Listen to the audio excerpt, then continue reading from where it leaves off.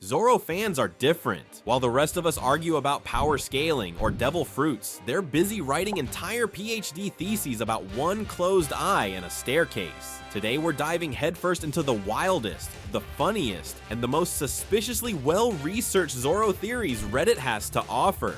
Some theories are legit, other meme-worthy crap, but every single one of them says the same thing: nothing happened here.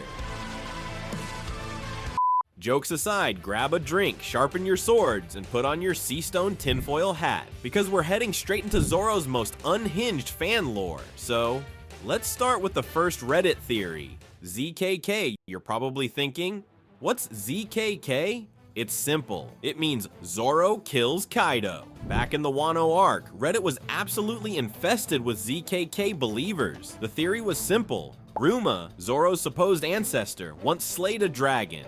And Kaido is a dragon. Zoro has a sword. Therefore, you guys guessed correctly, Zoro must kill Kaido. Flawless logic, right? But it didn't stop there. Fans pointed out that Zoro's new sword, Enma, was literally once used by Odin, the guy who almost took Kaido's head off.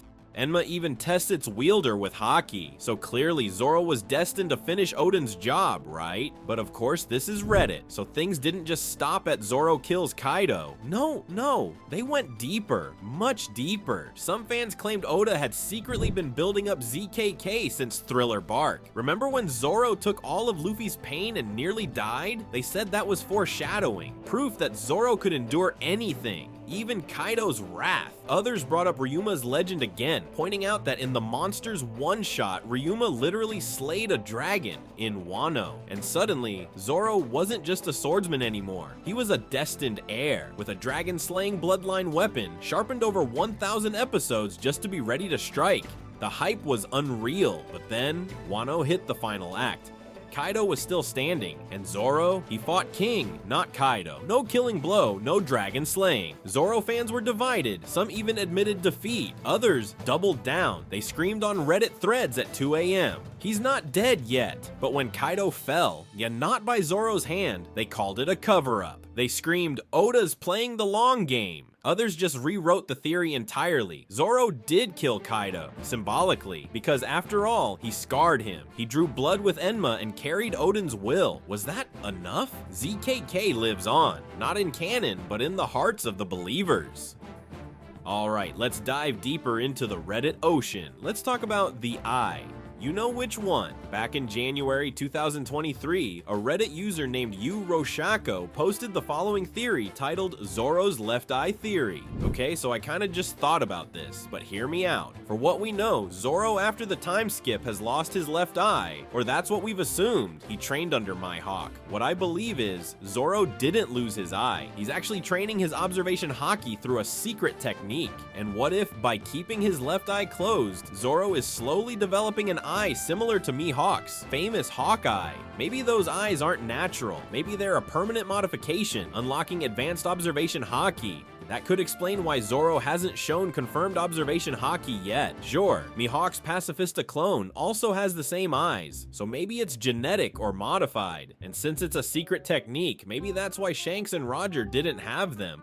But hey, even Emu has similar eyes. Could this be a power loss to time? Yeah, that's a real theory, and it got attention, a lot of it. So now let's unpack this. First off, the core idea. Zoro didn't lose his eye, he's training it. That's actually pretty clever. He's intentionally keeping it shut, not out of injury, but out of control, to unlock Mihawk level perception. Because let's be honest, it does sound like some ancient samurai wisdom. It gives the energy of, only the blind can truly see. I mean, look at Admiral Fujitora. He's completely blind, but that doesn't stop him from fighting at an incredibly high level. He uses advanced observation haki to sense his surroundings, detect movements, and react to attacks in real time. He doesn't need his eyes to know where his enemies are. His haki does the work. So yeah, being blind doesn't mean being helpless. It just means using other senses better. And what's about the Mihawk connection? If those eyes are a genetic or modified trait, that opens up a whole other can of worms. Suddenly, it's not just a scar, it's a sealed weapon.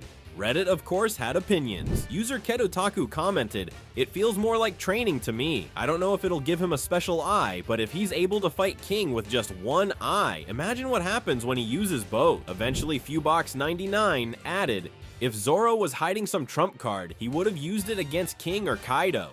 Fair. If that eye really had some power, Wano would have been the moment, but the theory still hangs on. Why? Because the mystery hasn't been solved. And that's exactly why Reddit loves it. Some users even joke that Zoro's eye is closed, so he doesn't accidentally see the right direction. But it can go stranger. I mean, there is a sharing in theory. No explanation needed. It's Reddit. Now, my take? Honestly, if Zoro ever did open that eye, I hope it's just Google Maps. Like, finally. But jokes away, Zoro being so disciplined that he trains with one eye closed? Totally believable. That's peak Zoro. But unlocking Hawkeyes, that's a stretch. We still haven't seen Zoro use confirmed observation Haki, let alone some eye-based super mode. And if it was some hidden ability, why hasn't he used it already? But still, the idea that he's waiting, that he's keeping it sealed until the day he truly needs it, that's poetic. That fits the myth of Zoro. And honestly, even if it turns out to be just a scar, Reddit will keep dreaming, because as long as that eye stays shut, theories will live on. But that's enough about the eye theory. Whether it hides a secret power or just poor design choices, one thing's for sure, it hasn't helped his sense of direction. So now let's dive into one of the most legendary aspects of Zoro's character, his complete inability to go the right way. And to kick things off, this Reddit user summed it up perfectly. Zoro could get lost in a hallway with one door. You just can't say it better. I mean, the man who can slice an entire stone monster like Pika can't even stay in a straight line with the Straw Hat Pirates without getting hilarious lost. But I'm glad our god, Usopp, had saved us from another whole arc where Zoro gets lost. Usopp is just the main character, but anyways, it's not just a meme, it's canon, and it's one of the most bizarrely consistent traits Oda has ever written into a character. We're talking about a guy who could sense killer intent from miles away or dodge a knife while sleeping, but couldn't follow a straight road without veering off into the jungle. This isn't just East Blue Zoro, no. Let's break down just how far this trait goes. In Alabasta, he literally got lost in a straight hallway inside Rain Dinners. Only two directions. He chose the one that led nowhere. In Skypiea, he climbed a vine the wrong way. Yes, the wrong direction. Up, and ended up further away from the crew than where he started. In Thriller Bark, he straight up vanished from the group without realizing it. Everyone else walked straight. Zoro took a scenic detour through a haunted graveyard. And in Dressrosa, he got lost multiple times. Even when everyone else had visuals of the Colosseum, Zoro wandered through back streets, asked the same old lady for directions twice, and still arrived late. Now, here's the kicker. Oda confirmed all of this. In the SBS for Volume 48, a fan asked, why does Zoro always get lost? Is it a gag, or is there a deeper reason? Oda's answer, his sense of direction is so bad that he can get lost even if he's following a straight path. It's not a joke. That's just how Zoro is. It's instinctive. Yeah, instinctively lost. And he doubled down in other SBS volumes, saying Zoro has the worst directional sense in the entire crew, even worse than Luffy. And that's saying something. But Reddit had other ideas. Some fans theorize it's actually a side effect of Enma, that the cursed sword constantly draws on Zoro's concentration, weakening his spatial awareness. It's like trying to play chess while holding a screaming banshee. Others claim it's not a flaw. It's a kind of battle instinct. Zoro doesn't follow maps. He follows danger. He always ends up where the fight is, even if he wasn't supposed to, so maybe getting lost is the plan. Then you've got the more esoteric Reddit take.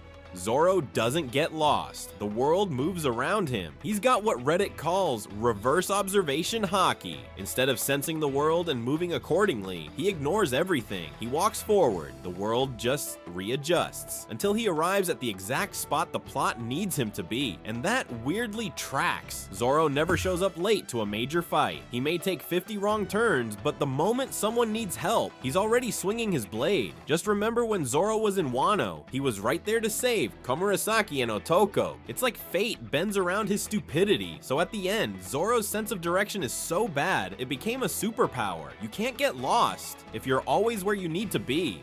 Zoro's not confused, he's chosen, and the path he walks, it's wrong every time, but it always leads to greatness.